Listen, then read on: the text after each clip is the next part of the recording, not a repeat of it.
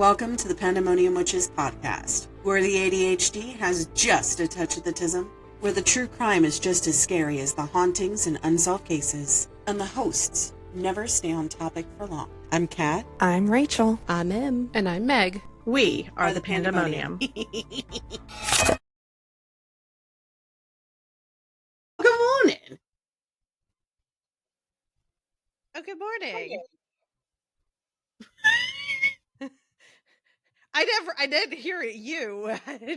I saw you wave and I was just like, I know she's saying words, but I never heard anything. Maybe you should plug your headphones back in. No, I can hear you now. It was just when you said good morning, I didn't hear anything. That's why I was like, I know you're saying things, but I didn't hear anything. What is that? Do you hear the words that are coming out of my mouth? Pretty much. Yeah. I heard nothing. I heard nothing coming out of your mouth. So, good morning. You'll notice that our lovely feral co-host Emily is not here today. She is getting settled into her new home. She has a lot of homework and things to do. And she's like, "Listen, I would love to come, but I can't." And I was like, "Okay, totally fine. Get it. Whatever you got to do. You know." Yes. I can move my chair. It's got wheels. Tell your boyfriend thank you for me. Of course. Also, that, when we get our own place, that I would be getting one as well. Probably not You- pink though. I I mean, love your cup. they have a sage green one that I was tempted to buy, but considering the fact that I have everything pink in my office, That's valid. I had to. I will probably get the sage green one. It's very pretty from what the pictures show. Sam, my daughter Sam got this for me. Yes, I do have children. Better. It does look better. Your knuckle doesn't look as pissed. You can't really tell, but all of this is bruised as well. Because it's not the same color as your hand. Yeah. But that's also because I know what color your hand is, so. Mow the yard. The grass was still slightly wet. Yep. And it had like 4 months of growth, so it needed to get cut. I just hadn't had time working nights, and between that and raining, I can't mow my yard when it's after it's rained because my yard holds water. So As most do, yeah. it turns very marshy. So It does. yeah, I have crawdads that love the front yard when it rains. Maybe you should catch them all. So the Bay County crawdads are actually on the protected species list. Stop it. No. I told Josh when we were heading home, I was like, "Oh, that bitch says we should go crawdad fishing." And he's like, "I don't think we should." And I was like, "I want to." No Floridians. I did not go shopping for crawdads at a fucking bridge, but I wanted to. I wanted to. Because they have that. I don't know what makes my county crawdads so special, but I don't know. Apparently they're on the protected species list. So they're made with uranium. That's what it is. I mean, it would make sense. It's Florida. It's Florida, but that would that would explain why Florida man is the way Florida man is. If it was covered with uranium. Yeah. I mean, it could also be because the mosquitoes carry off any common sense. That too. Those things are so big here. They are birds. It is the national bird of the state of Florida. Yes. I may look exhausted, but I'm really not. I caught up on sleep this weekend. Good. I may look exhausted because I am. She is 100%. She is. Josh got his surprise yesterday. Well, we don't have it officially. But don't have it in house yet. yeah. So we're gonna prepare the house first. And for those of you who are like, prepare the house. So I told You just have Josh, to baby proof the house. technically, yeah, we got to baby proof the house. We have a puppy. Her name is Freya. I'll put a picture here. My good friend Casey. She's one of my local besties. Um, she's been getting me out of the house and keeping me company. And she was talking about these puppies she got. And I was like, when you get them back, if you get them back, I want that one. And she goes, okay. Like, not even phased. And she's just like, do you still want a puppy? And I was like, he can't know about it until, it's time. But yeah. And so yesterday he's like, oh, we got to fix up the backyard. We got to do this.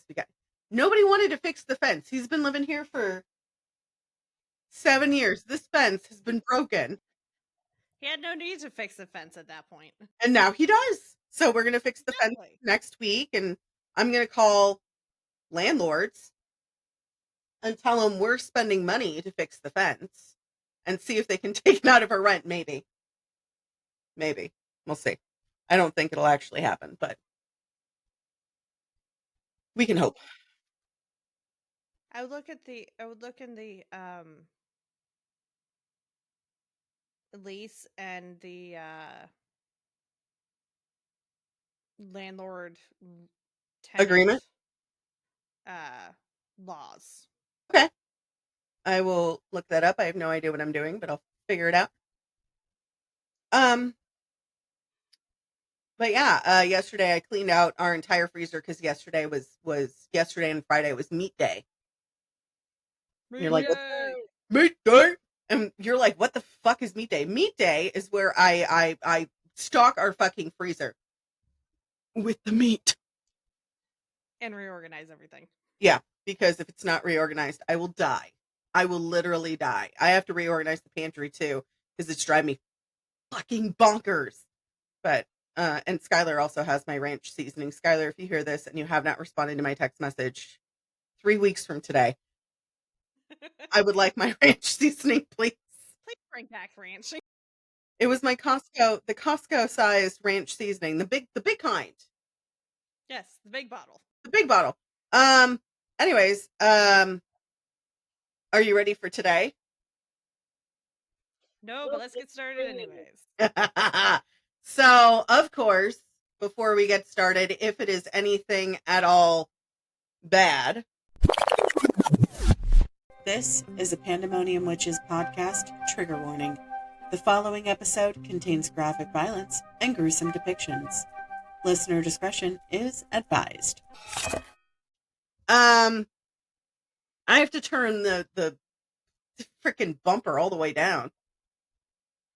All right, so we did the trigger warning early on. We're only 7 minutes in, which means it's gonna be a bad case. Let's. You're getting up and close with my mug today. That's what you're. I need to buy you string lights for your room so I can see that I mean, beautiful. considering I'm not in my room right now. Yes, you are not in your room. The boyfriend has string lights. He does. Yes, he if he wants to be annoying, he sets them on so that way they do a motion, and I'm just like, stop, it's irritating me. I But he has an app on his phone that he controls the colors with and to turn them on and off. yeah, no thank you. No thank you. I do not like. Now that he no longer works from home, he if he's at work and I'm there and I'm not responding back to him, he starts messing with the lights from his phone. And I'm just like, stop it. These ones are just the touch on and off lights. I know it's super dark in my room because I have autistic friendly lighting behind me. and non-autistic friendly lighting in front of me. That went out of focus real quick. I know. I hate it. But last time I did a murderer, I talked about Israel Keys. Mm-hmm. I made mention of this asshole, but apparently his story has a friend. So before we get started, obviously I'm going to ask the three important things. Have you taken your meds? Yes. Have you? I have. Do you have your hydration station set up? I do. I do. Look how big it is compared to my face. 4 ounces, bitches. Fun music to kind of get them situated. I know we just did catch-up season, but y'all need to scramble for some water, you dehydrated freaking houseplants. Yes, I'm actively trying to watch myself on swearing. You're gonna hook up your headphones now.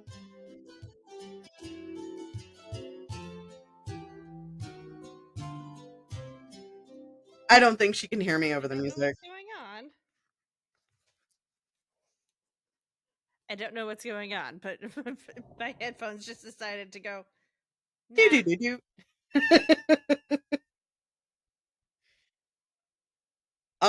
So you're getting your heading. I get it. Hold on.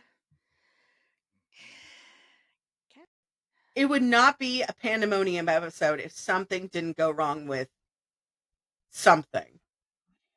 Last week it was the video. No, it was Who's your audio again? it was my audio. Well, okay, in true pandemonium fashion. So, are you guys ready to get the shit show started? As ready as I'm ever gonna be. I know. I'm ready. Let's do this shit. All right. So, this story's been covered on several podcasts, such as Barbarous True Crime, Chaos Jar, Dark World, How Am I Still Alive? Paint the Town Dead. Paint the Town Dead, Deathcast, Body of Crime, among a slew of others. Our queen, Bailey Sarian, did not cover it, but besides the point, this case has also been covered on Oxygen's show A Plan to Kill and the A&E show The FBI Files, as well as PRI's Convicting Chevie Kehoe. This is the one where Emily was like, his name Tahoe, and I was like, no, it's Kehoe. Today we're discussing differently. Yeah. Well, it's almost spelled like Tahoe. It's Kehoe. Today we're discussing Chevie Kehoe and Daniel Lewis Lee with the TDLR or TLDR. TLDR, yes. TLDR. Didn't read. Too long didn't read. Chevie Kehoe and Daniel Lewis Lee were two individuals involved in a violent white supremacist organization, the Aryan People's Republic, in the late 1990s.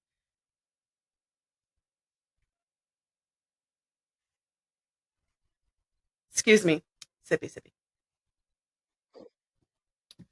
They engaged in criminal activities to promote and fund their group, and its goal of establishing a white ethno-state in the Pacific Northwest, the most non-white area of the United States, number one, aside from South Texas.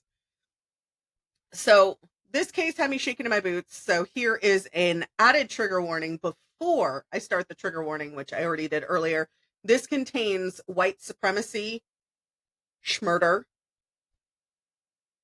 a lot of unalivings, and a lot of racism. So, which kind of goes hand in hand in the white supremacy. Yes. So since this is about two people, which it's not like Bonnie and Clyde, which I want to do the notes for. They grew up separately. So I got to talk about one and then talk about the other. So we're going to talk about Chevie first. Okay. So his name is Chevie O'Brien Kehoe. O'Brien. It's supposed to be O'Brien, not O'Brien. I still can't get over the fact that he was named after a truck brand. You're going to hate me even more when you find out where he was born. September 3rd, 1973 in Orange Park, Florida. Of course. Of course he's from Florida. This butt munch was a Virgo. We love our Virgos. However, Virgo is helpful, pragmatic, stern, and detail-oriented, but they're also uncompassionate, clingy, opinionated, and non-responsive. A whole lot of RBF going on here. Inside as well as out. He was born to parents Kirby and Gloria Kehoe. Kehoe. Not keyhole. Kehoe. They also had 8 other sons, with Chevie being the oldest, and the younger brother, the youngest, being Cheyenne. Which I didn't know that it was a unisex name, but okay. I mean, but then again, his older brother's name is Chevy. Chevy. So. His dad was obsessed with Chevys. All of his vehicles were Chevys.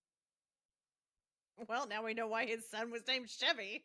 Listen, I thought it was just a thing, but everything I read. Mind you, I spent a whole day skydiving on this. I found nothing else about... You were on the phone. Yeah, skydiving. Because I was free falling on all of the fucking information I could find. Nothing on the siblings at all. Well, we're going to get back on track because I'm getting off it. Chevy was named that due to his father's severe love of all things Chevy, like a rock. I kept singing to myself this whole time I was doing all of my notes. So his father served during the Vietnam War in the Navy. In the Navy. Chevy was an infant, and his father moved the family to Madison County in North Carolina. I drove through there before. It's middle of nowhere. Just drive through. You don't stop. Growing up, he dreamed about playing a starring role in the white supremacist revolution. No thanks. No, thank you. He said it was right around the corner. He could see it coming any day now. No thanks. In 1985. Huh? I said that is too close. Him, not me, because I was sitting up here. I was like, what? What? No.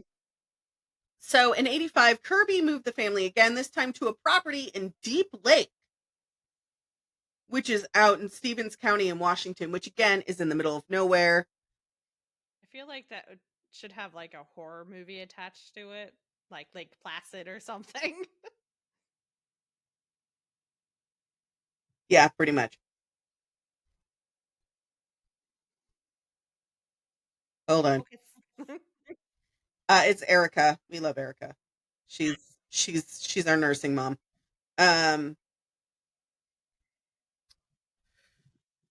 We love her. She's having a day today. So I'm like, just go ahead and complain away. I will respond. So in Washington, Chevy had turned 12 and he learned about the exploits of Bob Matthews. Now, Bob Matthews is another terrible human being. If you want me to cover him, I will. I don't want to. Rather not. Really don't want to. But he was a self-styled white revolutionist who tried to live out a novel's vision of the race war and died in a fiery shootout with the FBI in 1984. This thing was all over the headlines on the West Coast around the time I was born. So it's very common. But Chevy entered Coville Junior High as a 9th grader in 87, where he became an honors student. I did not see that one. Yeah. So the Kehoe family were childhood friends with Israel Keyes and his family. And we talked about him a few episodes. Yeah, we talked about him a few episodes ago. In 88, Chevie's parents pulled him and his younger brother, Cheyenne, out of public school, and from then on, they were homeschooled. Mind you, I can only find information on these two because they were arrested. Of course. Sorry. But, yeah, it's okay. But I couldn't find anything on the siblings, which, if I'm able to find stuff out later, I will, but right now, I couldn't find anything. No promises. No promises. So, when his parents pulled him out, they thought they were doing what's best for them, like most parents do. This would later prove to be a big mistake. They tried. Right. Somewhere along the way, the elder Kehoes connected with the Christian identity belief that were true Israelites and God's chosen people. Guys, Jesus wasn't what? If you do your research, like I did, and went to school. It was very tan. It was very tan. Glorious tan. He had a glorious tan. He looked like he went to the Sun Palms tannery every day for 6 years. He was tan. Although I do have a friend named Tan and I call him Tan. Besides the point. He was not tan. He was just very tan. And yeah, get your Bible, do your research. Honey, can I have my thingy? I can't see. I have two little thumbprints.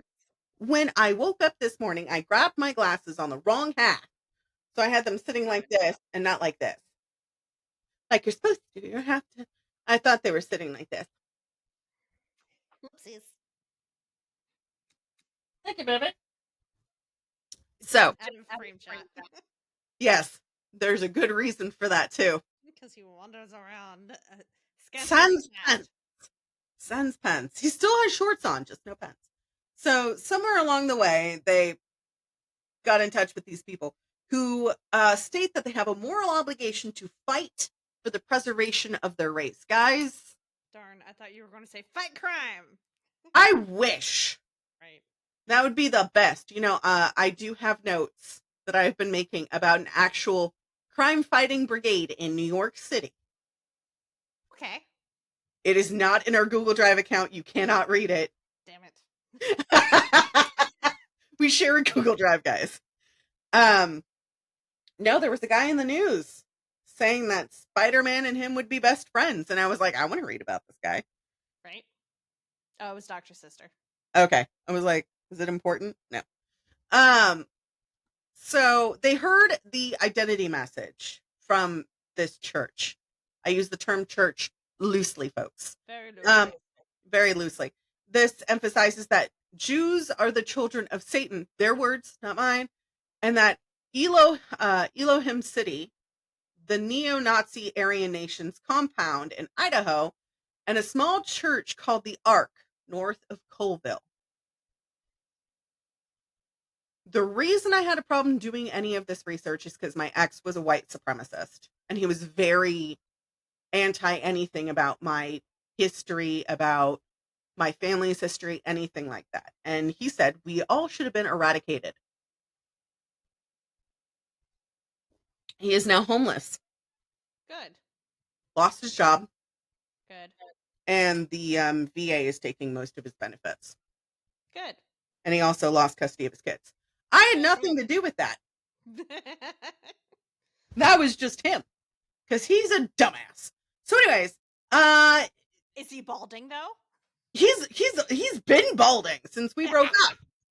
That is my specialty, guys. I love to make people bald. So if you have done me wrong and you are suddenly going bald, congratulations for the consequences of your actions.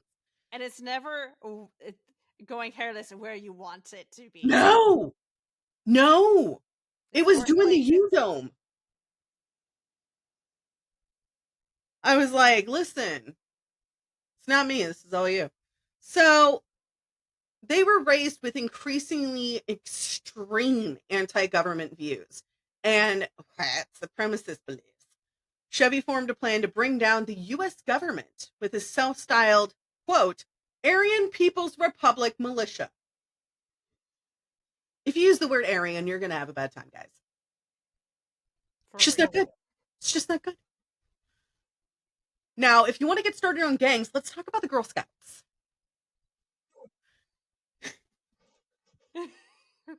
Great gang, guys. Topic for another time. We apparently love going to haunted places. We do. I think that's where I got it from. Aww. My daughter's going to brunch. Oh. I'm very excited. They're all moving in together. Her and her sister and the boyfriend. Which I really like him. He is good for her. He's a good man. He makes her laugh. She needs laughter. Also, bills would be lower because you're dividing it 3 ways instead of 2. Right. So now we're going to talk about the other fucknut in the story. Pardon my French, but no.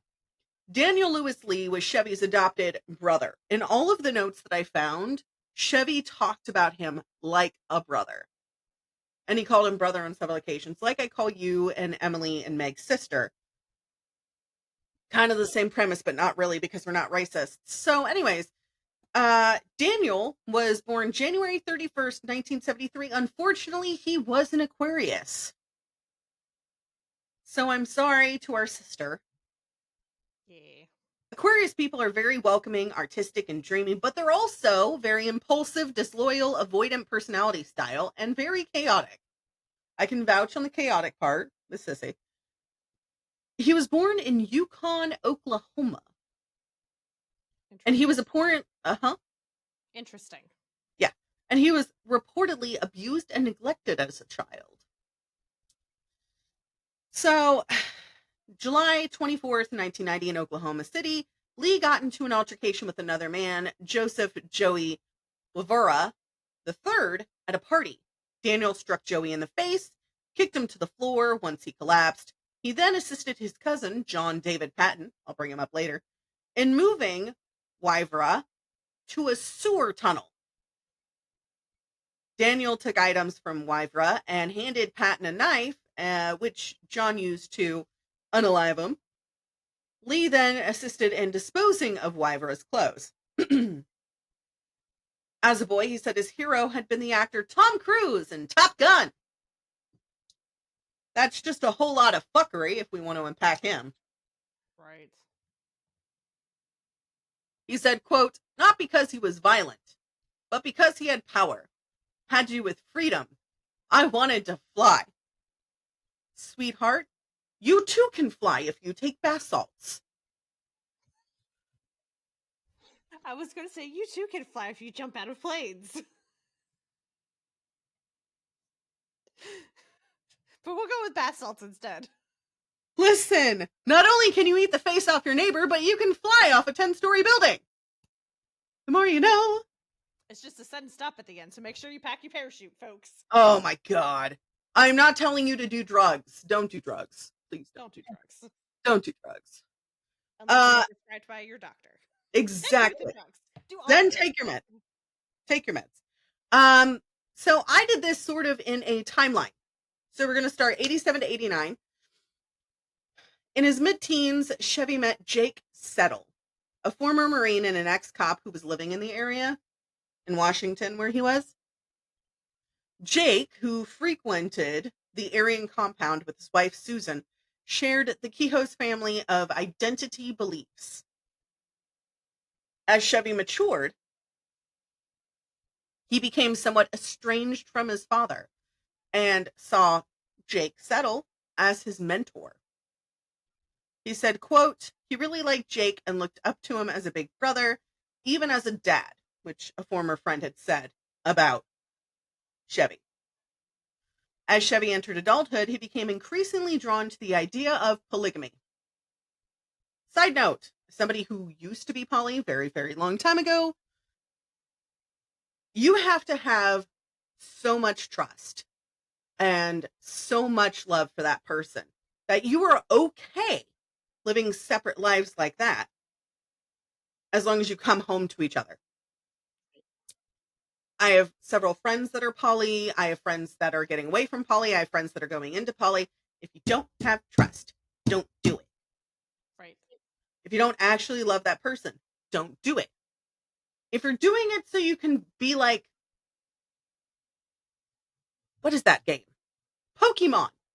It is not Pokemon. You cannot. No. Tell me I'm wrong. You're not, but I never thought about comparing it to Pokemon.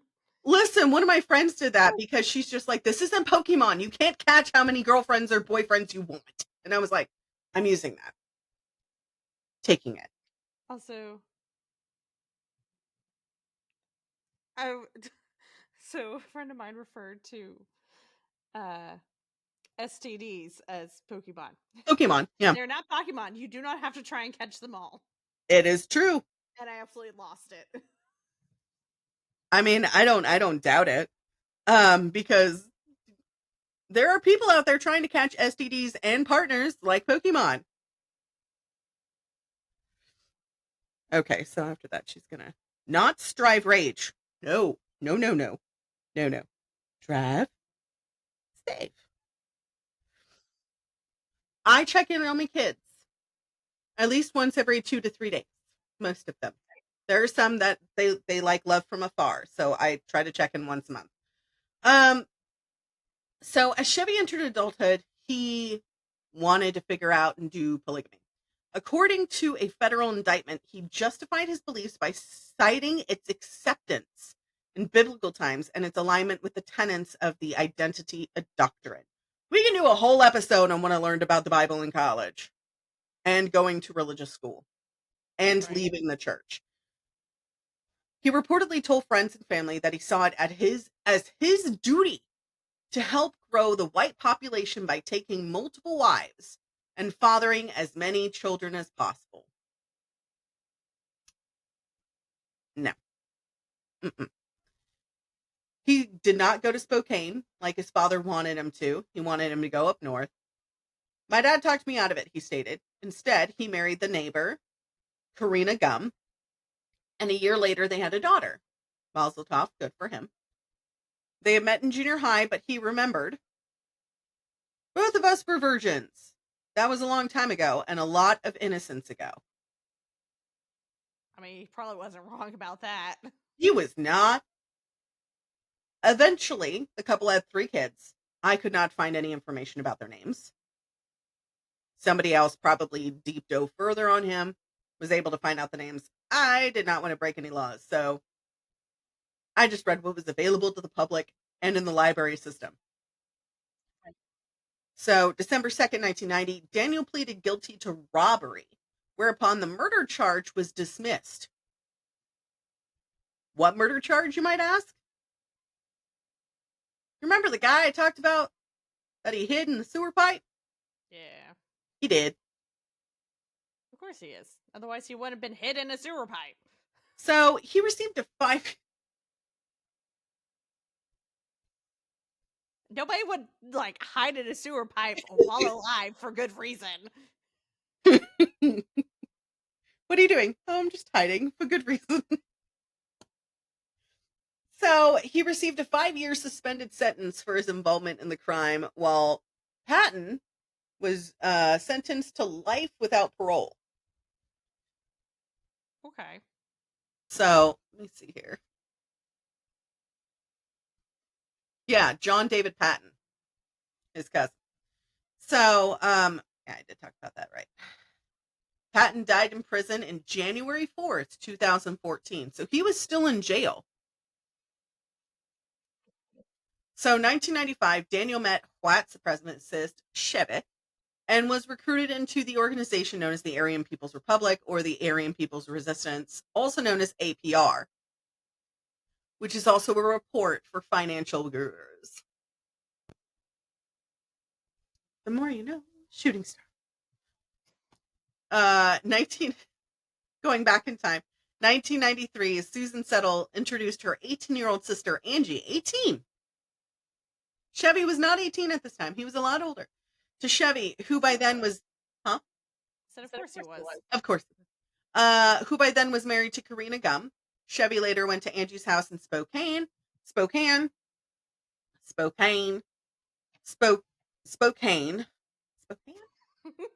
Anyways, hoping she could supply him with marijuana. Before the encounter ended, Angie agreed to become Chevie's second wife in a poly relationship that lasted less than 2 months, or 54 days, to be precise. In 94, Chevie was 21, and his folks moved their entire family to Kingston, Arkansas, in the Ozarks. There they became friends with a gun dealer named William Mueller. Remember that name for later. And his wife, Nancy, and their young daughter, Sarah. They traveled the same gun show circuit and shared anti-government views and identified with the Christian identity religion. So back to 1995. We just had to go backwards to go forward. January 95, Kirby and Chevie burglarized the Mueller's home in Tilly, Arkansas, and took thousands of dollars worth of guns and gold and silver coins. Chevie then returned to Washington, on the way stopping in Elohim City, a Christian identity community in Oklahoma, where he asked an escaped convict, Baron Lovelace, which just sounds like a villain name from like a Bond movie, which I kind of like. What's your name? Lovelace. Baron Lovelace. It sounds like a villain. Kind of does. Well, he asked Lovelace to accompany Words are hard. Accompany him for protection. May 3rd, 1995, Daniel was convicted of carrying a concealed weapon and sentenced to 6 months probation. He had already gotten out of jail and then gotten back. Wait. He was carrying a concealed weapon. Wasn't he already a felon? Uh-huh. Bruh. I know. He only got probation. But still, I know. Things you're not supposed to do for 600. Thank you, Alex. June 1995, Kirby and Chevie mounted another fundraising operation in Colville, Washington, sending Farron into the home of two well-to-do grocery owners, Malcolm and Jillian Friedman. I went ahead and looked them up. They had a very tiny mom and pop store. Wasn't worth a lot. Chevie and the accomplice kidnapped and robbed Malcolm and Jill. This was a couple who were believed to be Jewish. And Kehoe, Chevie, used to work at their store. On July 15th, Chevie ordered that fellow white supremacist Jeremy Scott be beaten in his presence and then shot in the back of the head by accomplice Farron in Bonner County, Idaho. That murder was committed by Scott's common law wife, Kelly Kramer. And that way she could enter into a relationship with Chevie. Jeremy was also suspected of being a government informant, a snitch. Obviously. Farron was convicted of first-degree murder and first-degree kidnapping in state court and sentenced to death.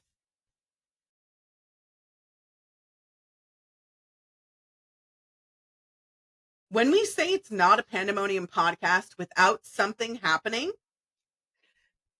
oh my God, hold on. I wonder if the site that we're using is having issues coming from their end. It might be, because it has happened 4 times. So if we can't finish this today, it's fine. We can start it back up tomorrow or something. Right.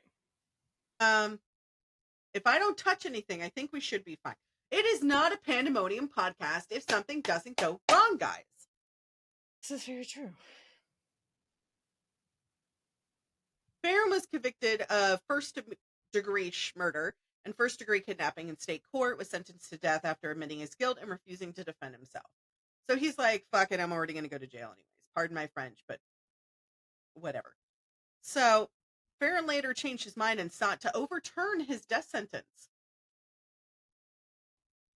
In 2003, his death sentence was vacated under Ring versus Arizona, which required that juries, not judges, consider whether aggravating factors in the case warranted an actual death sentence. Because I remember a lot of judges before Ring versus Arizona, they were very much like, give him death, give him death, give him death. Kehoe death. If you guys know where that's from, we're all old. It's okay. So in 2005, following an agreement with the Idaho Attorney General, Lovelace agreed to waive all of his appeals in exchange for being resentenced to life in prison without the possibility of parole. Okay. Barron died in prison December 20th, 2019 at the age of 68. He still did terrible things. Right. He was still a horrible human. But if he wouldn't have become friends with those people, he probably wouldn't have become the person he was. This is probably true. Like, a good chunk of the people that I became friends with in AA, it's called Alcoholics Anonymous for a reason. And NA. A lot of them, did you find it? No, okay. Well, whatever. I'll get it later. I'll add it to my Walmart cart.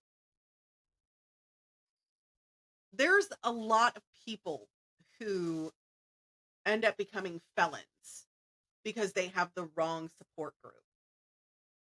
And so a lot of I have sponsees now. I'm very excited. But like, I have like 4 sponsees. And it's like, some of them are like, you can't be my sponsor. I'm like, why? Because you're a woman. I'm not attracted to you. I'm attracted to the feral thing that's sitting on the couch in the other room, who's literally eating Doritos and browsing reels. It's hilarious. Literally feral. Literally feral. So back on track. The money from Arkansas and Washington crimes went to buy land near Priest River, Idaho, where Chevie planned to set up a training camp for white revolutionaries. Of course he did. By winter 1995, the money was gone, obviously, because he bought land. He knew that William Mueller was soon going to come into a $50,000 inheritance. So Chevie decided to rob him again. This time his accomplice was Danny Lee, his friend. He was a skinhead from Oklahoma, and he had lightning bolts tattooed on his neck. So April of 96, before the crime. That would have been disgusting. Yeah. Any second. I just almost.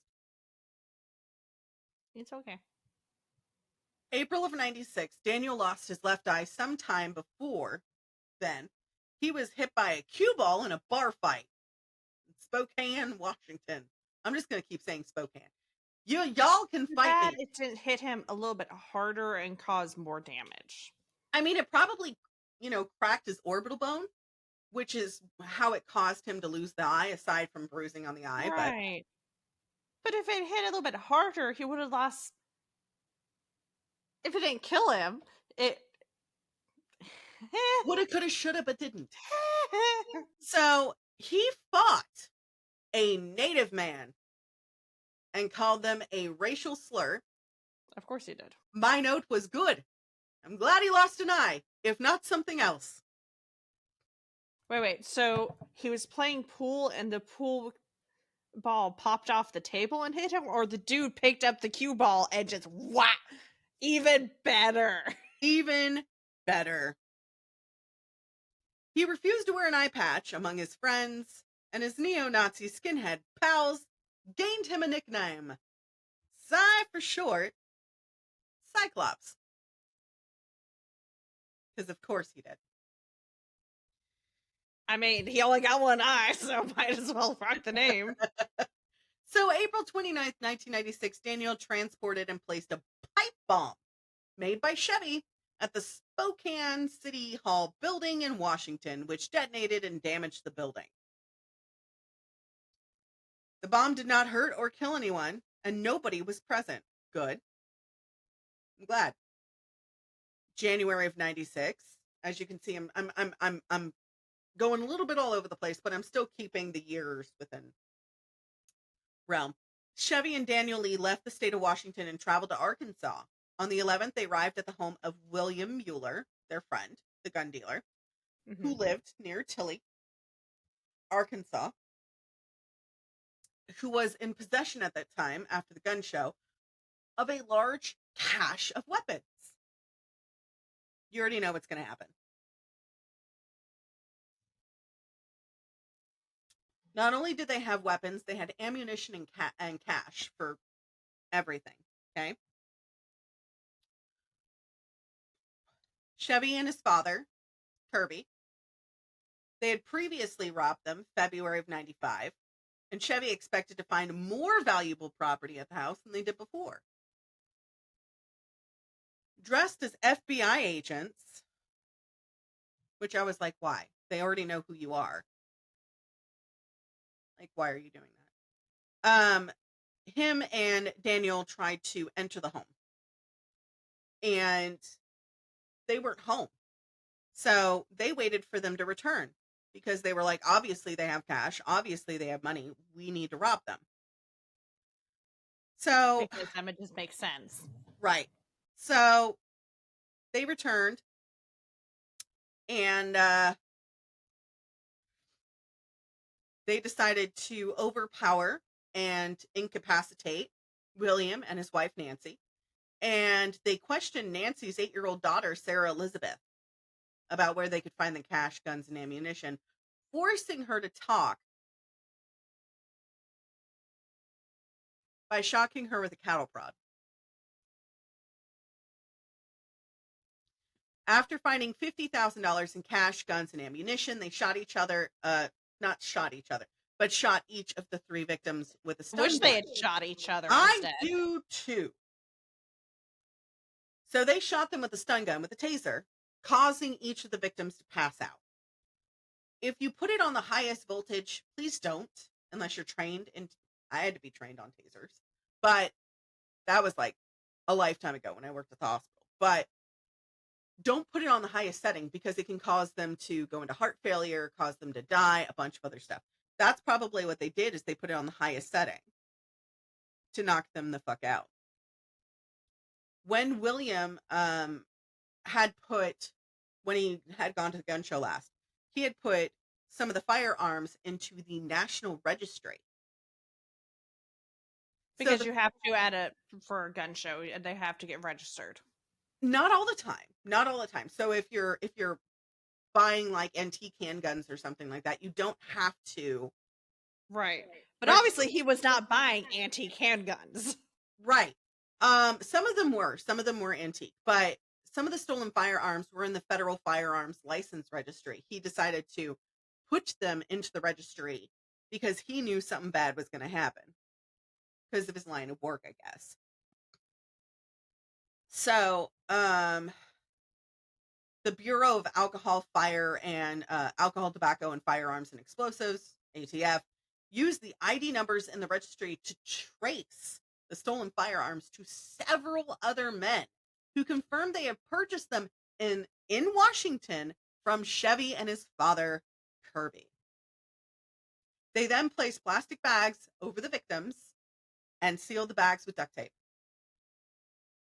They subsequently died. I'm not going to go into details. You guys don't need that. So if you need to take a second, I can wait. Or do you want me to keep going? Just keep going. Okay, you're sure? Yes. Okay.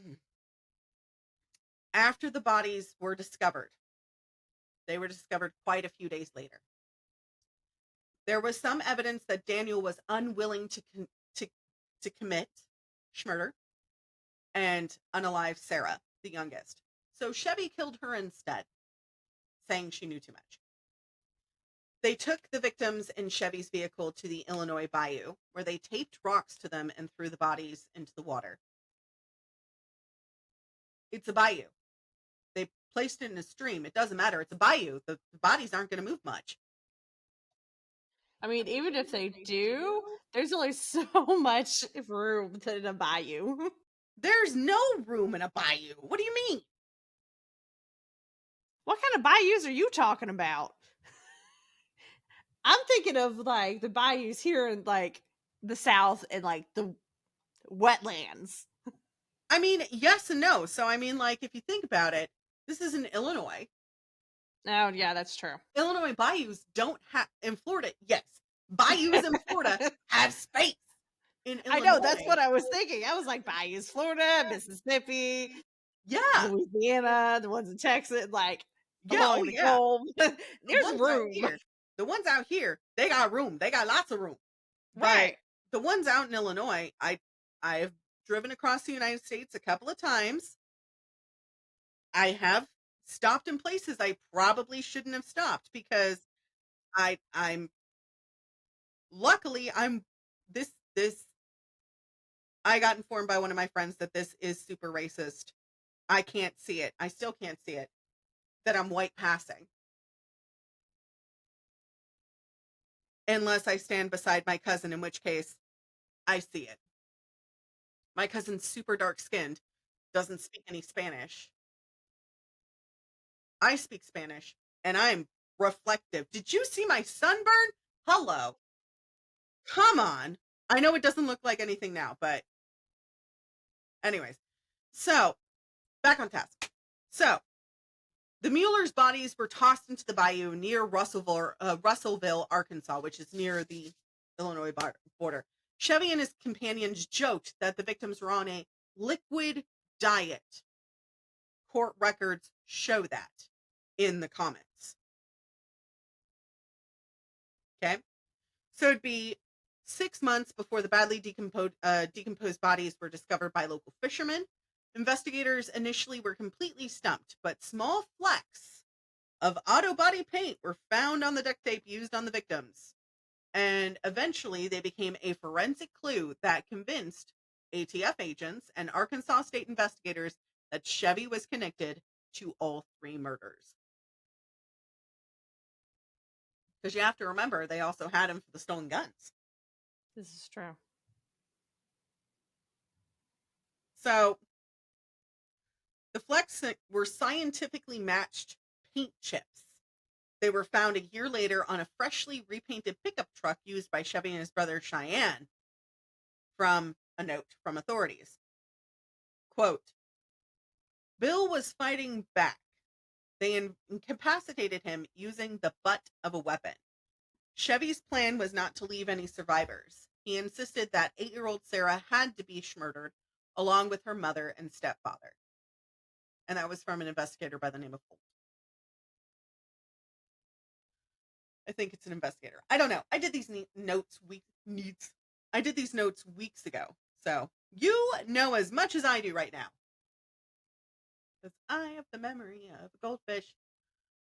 February 96, Seattle police seized the gun when they arrested a suspected drug user who was spotted carrying a gun in a local pawn shop.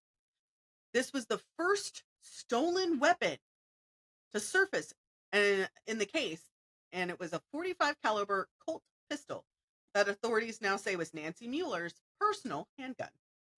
Wow. So, man later told investigators that he got the gun from Kirby and was secretly indicted in Spokane, June of 97, for possessing the stolen firearm. April 29th, we talked about Daniel Lewis transporting the pipe bomb. June 96, the bodies of the Mueller family were finally discovered in Lake Dardanelle near Russellville, Arkansas in late June 96. Chevy and his family took the stolen property to a motel in Spokane by the way of the Christian Identity Community of Elohim City, Oklahoma. February 15th, 1997, Chevy and his brother Cheyenne were involved in 2 shootouts with law enforcement in Wilmington, Ohio. They're just going everywhere. Mm-hmm. Good for them. They're saying the United States, but fuck them. Right. So the first incident happened when John Harold Harker, an Ohio State Highway Patrol officer, and Robert Gates, a Clinton County, Ohio Sheriff's Office deputy, had stopped their vehicle, a blue Chevy Suburban, for driving too slowly and erratically on the road. Harker found the license plate and registration had expired. The brothers had also failed to produce any sort of driver's license. Chevy and the driver complied with the officer's orders to get out of the car, but warned him against touching him when Harker tried to search him. So, of course, Officer Gates was like, fuck this. He knows the trouble that the state trooper was having with Chevy and stopped to help. As one of the officers called for a tow truck to impound the vehicle, Chevy suddenly began to dash back to the vehicle with the officer in hot pursuit. You never outrun the cops. Listen, you could try. There has been that trend on TikTok and on Reels. Watch me outrun my husband, my police officer husband. It's kind of funny. I would not. I wouldn't be able to outrun him. No. I am uncoordinated as hell. I would not. Short little stints, yes. But after a while, I get winded and I have to stop. As Zombieland has taught us everything to outrun people, you only need to outrun the slowest person behind you. So the officers had pinned Chevy to the patrol car and were trying to subdue him when Cheyenne produced a handgun from the passenger seat and opened fire on the officers, allowing Chevy to jump back into the Suburban and escape. I'm just saying, if it was Georgia State Patrol, they wouldn't have let him go. They wouldn't. Listen, if y'all hadn't seen shit, watch the reels for Georgia State Patrol. They go into other states. They do. To get your ass. They do. They don't let up. They don't. They are some feisty motherfuckers. Let me tell you. They are. They go through some cars too. They do. They do. So Chevy himself fled into the nearby, or Cheyenne himself fled into the nearby woods, where police searched unsuccessfully for him for a whole day. Later, that day, Chevy was involved in a shootout in an electrical supply company parking lot with two Wilmington police officers, Officer Rick Wood and Sergeant Bob Martin. If only he had died. Right. Hope is full of horseshoes and hand grenades, honey. This is true. Yeah. So during the second shootout, of course, passerby motorist 56-year-old Frank Marsden was hit in the shoulder because it's a shootout. The two shootouts were recorded on both trooper and the sergeant's dashboard camera in their patrol vehicle and was widely broadcast in the media. Broadcast. Wow. My Midwest is coming out strong today.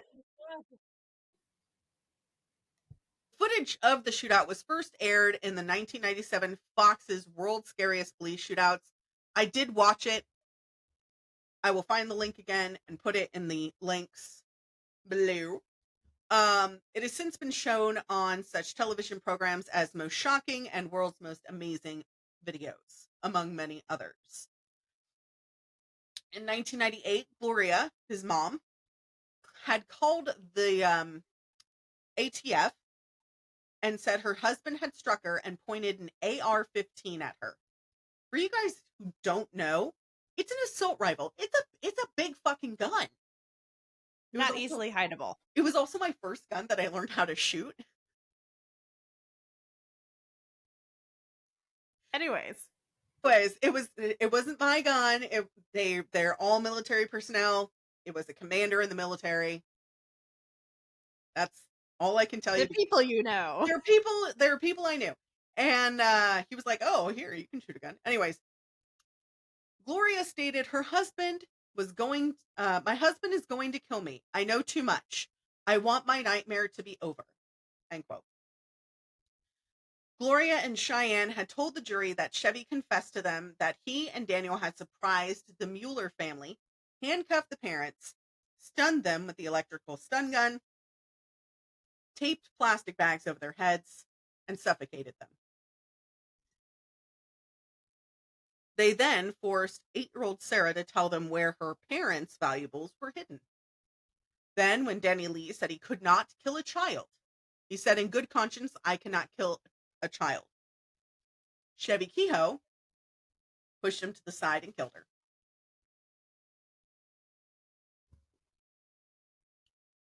It is not tart today. That's good. That is so good. It was very well mixed then. Yes. I used a chopstick this time. Your sharpened chopstick? Yes, my one sharpened. He has the weirdest chopsticks, but I love them. They're like super thin, but they're really sharp. After fleeing from the police, Chevie and Cheyenne traveled secretly with their families through different states before settling in a supremacist ranch in Utah.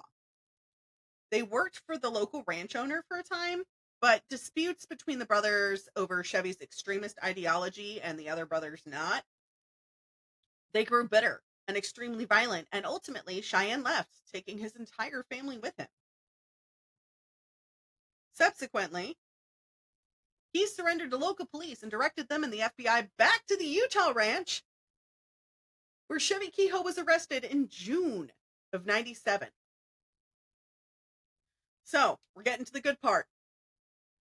Would you like to know what he was charged with? Hopefully all the murders. Yes and no. Racketeer influenced and corrupt organizations, or RICO case. We know a lot about because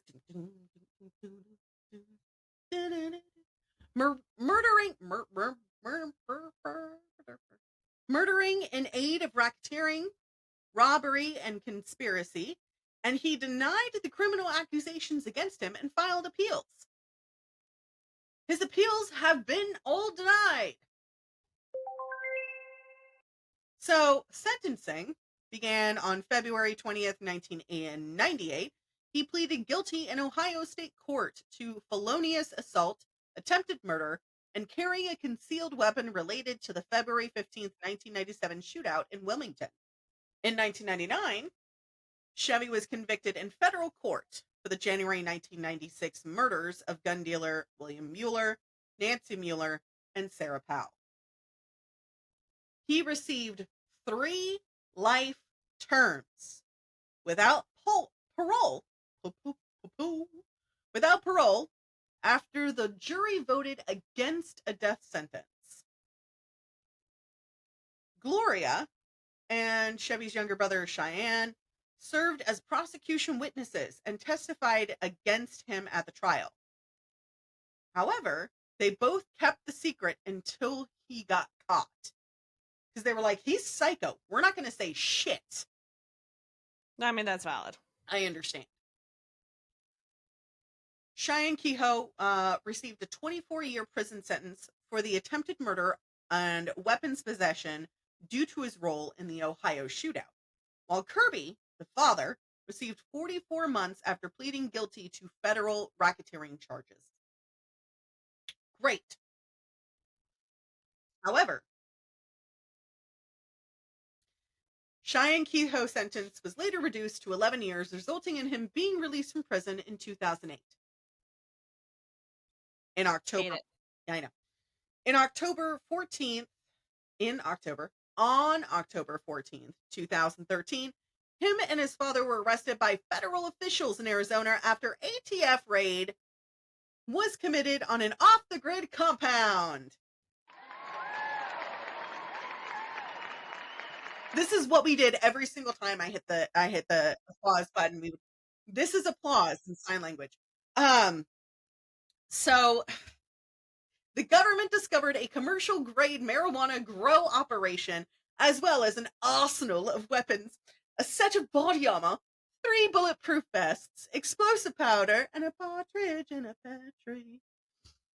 They seized 17 firearms, 16,891 rounds of ammunition, and about 15 pounds of Mary Jane. Which is a lot That is a lot. of marijuana. So, if you guys like loose leaf tea, we do. We love tea. Tea is great. I prefer coffee, but whatever. Loose leaf tea. Sometimes you just have to have a tea. You just have to. We love tea. Besides the point. Take your loose leaf tea.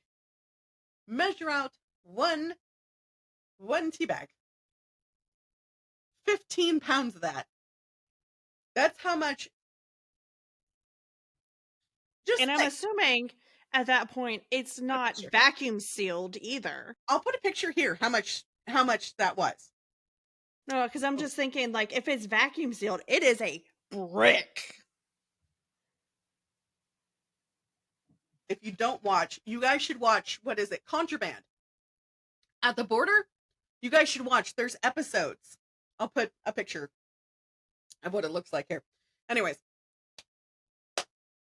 So, Chevie was sentenced to life imprisonment, and federal prosecutors initially planned to pursue a similar sentence of life imprisonment for Daniel Lewis. They were directed by the U.S. Department of Justice in Washington, D.C. to argue for the death sentence for Daniel. Good. I'm glad, but he's not the one who killed Sarah. True. He but still he killed was the other. just as guilty. Correct. They should have both, in my opinion, they both should have gotten it. Yes. But then again, I don't have a law degree. I just write smut. I know nothing about this kind of stuff. So U.S. Attorney Paula Casey requested that the U.S. Attorney General Janet Reno. Do you remember Janet Reno? Yes. They asked her to withdraw jeopardy of capital punishment, but was told by the Deputy U.S. Attorney General Eric Holder to continue seeking a death sentence. Good. I have quotes from the murderer himself, Chevie. He said after his mother's testimony had shattered him, "What more powerful witness can you put on the stand than a person's mother?" He had told himself, "It's not mom up there. It's somebody I don't know. Mom wouldn't do this to me." He contended to his mother, with 6 sons still at home, that she had agreed to testify because she was afraid the government would prosecute her for tax evasion and the sale of her family's property in Arkansas, where she had used a fake social security number. Her husband was in prison, he said. My brother was in prison. I'm in prison. If she's in prison, where do her 6 children go? I was the sacrifice to save my own brothers. No. You were a dumbass. Gavel. Immediate. So, May 4th, 1999, Daniel received a death sentence. May the 4th be with you. Huh? That's it, because May the 4th be with you. May the 4th be with you. Sorry. It's fine. You're good. So, Daniel received a death sentence for 3 counts of murder in the aid of racketeering after the prosecution pointed to his history of violence and previous convictions as evidence that he would pose a future danger to society even in prison. I get it. He was a shit. I understand. Federal prosecutors presented evidence that Lee had assaulted his mother, sister, and pregnant girlfriend. I was completely on Daniel's side that he didn't murder the girl, that he was very much like, she's a child, like, I'm not going to do that. And then I was like, oh, you assaulted your pregnant girlfriend. Immediate death. Immediate death. I was like, no. So Daniel's biggest supporter during his 1999 murder trial was his mother. However, on the witness stand, she was forced to admit to have filed petitions against her son for attacking the whole family. Nobody was safe from this guy. Right. And they're like, oh, since he's finally going to go to prison and possibly die, let's bring all this shit to light. Seriously. So, December of 99, the U.S. Court of Appeals for the 8th Circuit issued a writ of mandamus. I hope I said that right. If I mispronounce anything, I'm sorry. I don't give a shit. If it's last names or something native, I will look up how to say it. We do the best we can. We do. We're both autistic and we both have problems. The more you know, shooting star. So they issued a writ of mandamus quashing Lee's subpoenas of Reno and Holder regarding the sentencing decision. March of 2000, District Judge Garnet Thomas Eisel granted Lee's motion for a new penalty phase trial if the Attorney General herself decided not to withdraw the death penalty. So December of 2001, judgment was reversed by the Eighth Circuit, which reinstated Lee's death sentence. July 2004, the Eighth Circuit, not circus, affirmed Lee's conviction and death sentence on the merits. April 2013, they confirmed the denial of Lee's habeas corpus petition, challenging the constitutionality of his conviction. I know. 2014, Cheyenne and Kirby pleaded guilty for being felons in possession of firearms and ammunition. I switched the two groups. Cheyenne was sentenced to 41 months in prison, and Kirby was sentenced to 10 years. I don't get it. Me either. July 2015, the Eighth Circuit affirmed the denial of Daniel's subsequent habeas motion, challenging the habeas motion. Daniel was scheduled to be executed on December 9th, 2019, and would have been the first inmate executed by federal government since the execution of Lewis Jones Jr. in 2003.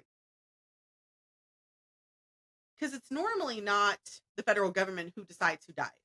It's normally that county, that city, that decides, that prison system. So September 16th of 2016, Cheyenne was released from prison. November 20th, 2019, U.S. District Judge Tanya Chutkan issued a preliminary injunction preventing the resumption of federal executions. Daniel and three other plaintiffs in the case argued the use of phenobarbital may violate the Federal Death Penalty Act of 94. Chevie was imprisoned at the United States Penitentiary, Florence, ADX, in Fairmont County, Colorado, under the Federal Bureau Prisons Register number, and I have all that information. November of 2019, he was transferred to the U.S. Penitentiary, Florence High. December 18th, 2020, he was transferred to the U.S. Penitentiary, McCreary, in Kentucky. He was then held at the U.S. Penitentiary, Big Sandy, in Inez, and as of 2022, he was transferred to the penitentiary Terre Haute, which is a high security penitentiary in Indiana.